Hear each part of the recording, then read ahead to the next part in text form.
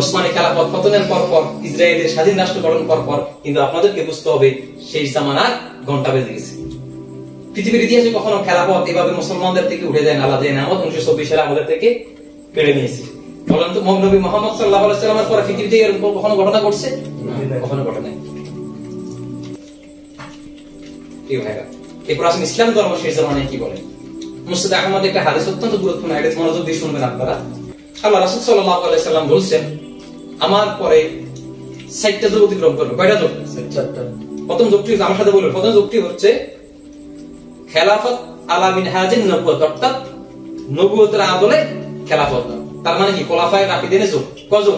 কজন ছিলেন? হযরত আবু বকর রাদিয়াল্লাহু, হযরত ওসমান রাদিয়াল্লাহু, হযরত আলী রাদিয়াল্লাহু, হযরত আবু বকর, হযরত ওমর, হযরত ওসমান এবং হযরত আলী। এরপরে বলছে রাজা বাদশা, অর্থাৎ রাজা বাদশার আদলে খেলাফত থাকবে, অর্থাৎ রাজা বাদশাদের যুগ, আবার রাজতন্ত্রের আদলে খেলাফত, যেমন কি ছিল ওসমানী খেলাফত, এটাও তো কি খেলাফত। এরপর রাসূল সাল্লাল্লাহু আলাইহি ওয়াসাল্লাম বলছেন আসবে স্বৈর শাসকের যুগ। এই সময় জবরদস্তি, হত্যা, খুন, রাহাজানি, নৈরাজ্য, ধর্ষণ ইত্যাদি লুটেরাদের শাসন আমল থাকবে। আপনারা লক্ষ্য করে দেখুন সারা বিশ্বে এখন কি চলতেছে? অত্যাচারী বাচ্চাদের শাসন চলছে। সারা বিশ্বে এমন একটা পরিবেশ তৈরি হয়েছে যে কোথাও শান্তি নেই। সারা বিশ্বে জুলুম, নির্যাতনের ছয়লাভ। আজকে আমাদের কোনো অনুভূতি নাই, আমাদের কোনো ছাওয়া পাওয়া নাই।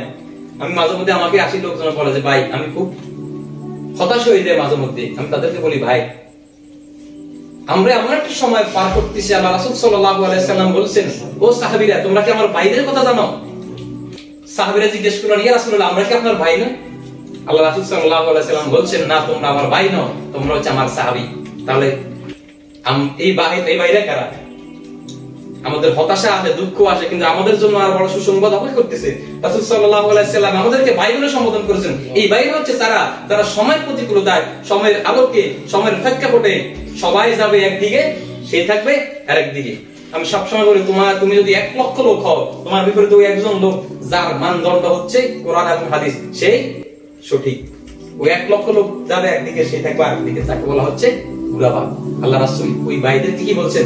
বলছেন ওরা হচ্ছে আমার ভাই।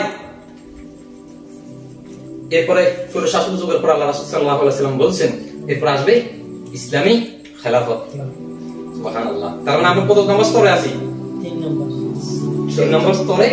হিন্দু ধর্ম অনুযায়ী গোরকুলিতে যারা আছে, ইসরায়েলের কথা হচ্ছে, ইহুদিদের কথা হচ্ছে তারা একদম বিজয়দার পন্থে আছে।